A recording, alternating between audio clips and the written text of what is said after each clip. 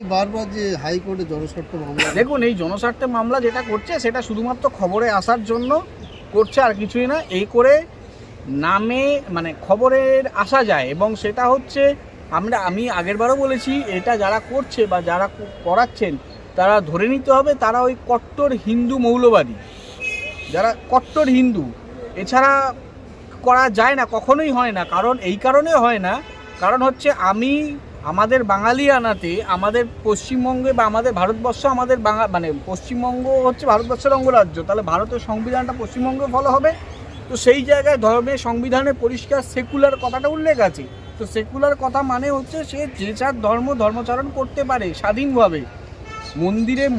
মন্দিরে যে আপনার প্রার্থনা হবে, মসজিদে নামাজ হবে, গির্জা প্রার্থনা হবে, এটাই রীতি।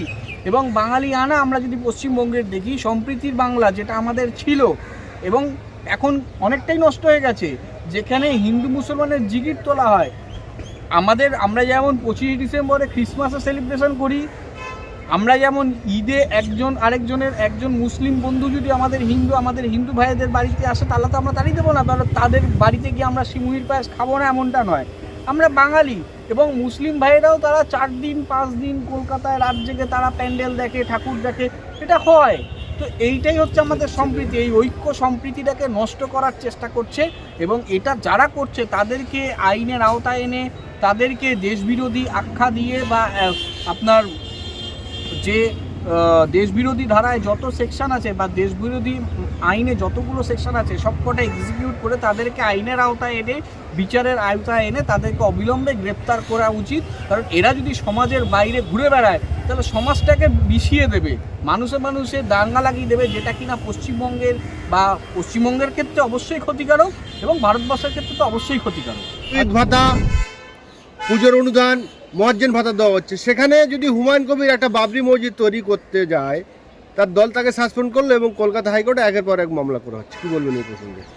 দেখুন, দল সাসপেন্ড করার কারণ সেটা দলগত ব্যাপার, সেটার ব্যাপারে আমি জানি না। কারণ আমি তো তৃণমূলের কোনো লোক নই, ওই তোলামূল পার্টি বা চোর মমতার পার্টির লোক আমি নই, প্রথম কথা। দ্বিতীয় কথা হচ্ছে যে মসজিদ সে করতেই পারে, সে তো ট্রাস্টির পয়সায় সে ট্রাস্টি গঠন করে ক্রাউড ফান্ডিংয়ে করছে, সেটা করা যেতেই পারে, সেটাতে কোনো অসুবিধার তো কিছু নেই। যেখানে রাজ্যের চোর মুখ্যমন্ত্রী আপনার মন্দির তৈরি করছে সরকারি টাকায়, সরকারি কোষাগার থেকে টাকা নিয়ে, কিন্তু সেই টাকায় দিয়ে মেটাতে পারছে না, অথচ সেই টাকায় তার থেকে অনেক বেশি টাকায় তারা মন্দির তৈরি করছে। অথচ দিয়ে মেটাতে গেলে সুপ্রিম কোর্টে অন রেকর্ডেড যে তাদের কোমর ভেঙে যাবে। তো সেখানে সেই জায়গায় যদি রাজ্যের চৌর্যবৃত্তি করা মুখ্যমন্ত্রী মন্দির তো তৈরি করতে পারে, মন্দির বানাতে পারে, তাহলে ওয়াই নট হুমায়ুন কবির? সে একটা মসজিদ তৈরি করছে, সে তো সরকারি টাকায় করছে না, সে মানুষের কাছ থেকে টাকা নিয়ে ক্রাউড লেভেলে ফান্ডিং করিয়ে তারপর নিচ্ছে। এবং সেটা আমি যদি খুব ভুল না করি, ওই ফান্ডিংয়ে যদি দেখা যায় যে ডিটেলস যদি প্রত্যেকে বার করা যায়, তাহলে শুধুমাত্র মুসলিম ধর্ম সম্প্রদায়ের মানুষরাও যে টাকা দিচ্ছে সেটা নয়, বিভিন্ন ধর্ম সম্প্রদায়ের মানুষরা যারা হয়তো সামনে থেকে দিতে পারছে না, তারা হয়তো ব্যাংকিংয়ের মাধ্যমে টাকা দিচ্ছে, সেটা দেখা যাবে। তো তার ভিত্তিতে সেটা মসজিদ হোক না, অসুবিধে কী আছে? যদি মন্দির হতে পারে, মন্দিরটা যদি ঠিক হয়, তাহলে মসজিদটা হতে নয় কেন? বরং মন্দিরটা হয়েছে তার এনকোয়ারি করা উচিত যে সরকারি টাকায় যে মন্দির হয়েছে তার সোর্স অফ ফান্ড কী। যদি তার সোর্স অফ ফান্ড সরকারি কোষাগারে যদি এত কোটি টাকা থাকে, তাহলে ডিআর 50% মেটাতে পারছে না কেন, সেটা বলা উচিত। সেটার বরং তার বিরুদ্ধে তদন্ত করা উচিত। হুমায়ুন কবির সরকারি টাকায় মসজিদ তৈরি করছে বা তৈরি করার প্রকল্প নিয়েছে এমনটা তো নয়, বা তার এমএলএ ল্যান্ড ফান্ডের টাকায় করছে সেটা নয়। সে তার মানুষের কাছে সে যে ধর্মে বিলং করে যে মানুষের কাছে গেছে, তারা ফান্ডিং দিয়েছে, তার ভিত্তিতে মসজিদ হবে। এটা হতেই পারে, কোয়াইট ন্যাচারাল, না হওয়ার কিছু নেই। আপনি যে হাইকোর্টে প্র্যাকটিস করেন, সেই হাইকোর্টে কিন্তু মুসলিমরাই মামলা করছেন। দেখুন, নাম মুসলিম হলেই যেমন তারা মানে মুসলিম ধর্মের অনুপ্রাণিত হবে এমনটা নয়, আবার নাম হিন্দু হলেই তারা যে খুব ভালো এমনটা নয়।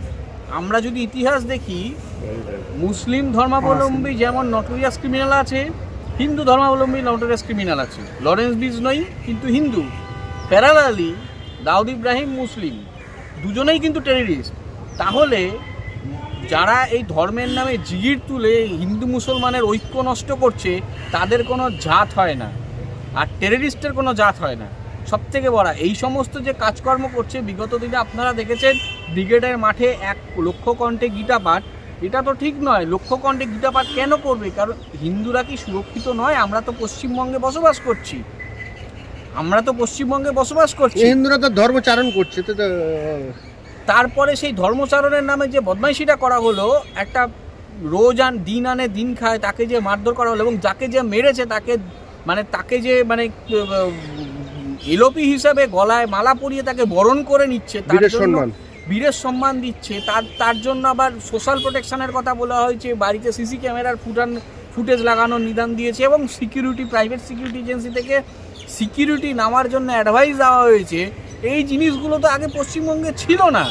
এইগুলো 2011 বা তার পরবর্তী সময়ে এই জিনিসটা করছে শুধুমাত্র জাতের নামে বজ্জাতি করে আমাদের যে হিন্দু মুসলমানের যে সম্প্রীতি ঐক্য সেটা নষ্ট করে দিয়ে একটা বিশৃঙ্খলা পরিস্থিতির সৃষ্টি করছে।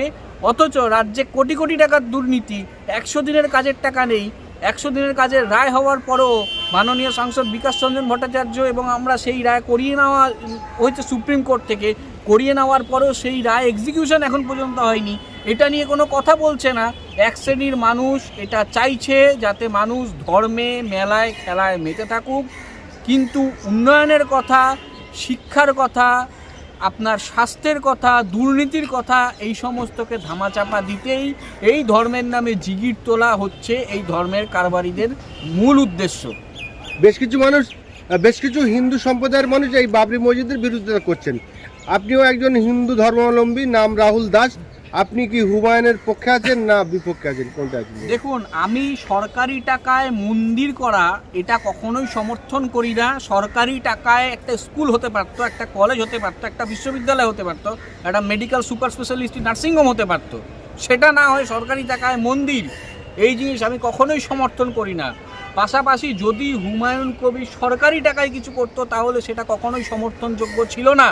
কিন্তু হুমায়ুন কবির যেটা করছে সেটা ক্রাউড ফান্ডিং করছে, এবং তার যা ভবিষ্যৎ পরিকল্পনা, প্রথমে মসজিদ, তারপর হসপিটাল বা তারপর ইউনিভার্সিটি, যতটুকু আমি শুনেছি বা যতটুকু আমি জেনেছি, যদি এই পরিকল্পনা হয়ে থাকে তাহলে অবশ্যই সেটা জনমুখী প্রকল্প এবং সেটা তো অবশ্যই সমর্থন করা উচিত। বিরোধিতার কি আছে? মন্দির করলে যদি রায়ট না লাগে তাহলে মসজিদ করলে রায়টের পরিস্থিতি সৃষ্টি করবে কেন? এটা তো একরকম ওই যে বললাম, ধর্মের নিয়ে যারা ওই ব্যবসা করছে তাদের একদল, এদের নগ্ন উল্লাস শুরু হয়েছে গোটা পশ্চিমবঙ্গ জুড়ে। এবং এইটা বেশিরভাগ, সবথেকে বড় কথা, যত না হচ্ছে তার থেকে বেশি রটানো হচ্ছে। বাবরি মসজিদ এখনও তো পশ্চিমবঙ্গের বুকে ভিত্তি স্থাপন হয়েছে, মসজিদটা তো দাঁড় করানো হয়নি। তাহলে এত গায়ে জ্বালাটা কেন? আসলে চোর মমতা ভাবতে পারেনি হুমায়ুন কবির দল থেকে বেরিয়ে যাওয়ার পর একা একটা মানুষ এত বড় কিছু করে ফেলতে পারে, ওটা মমতার কল্পনার বাইরে ছিল। যার ভিত্তিতে যখন ও করছে তাকে প্রতি পদক্ষেপে বাধার সৃষ্টি করছে।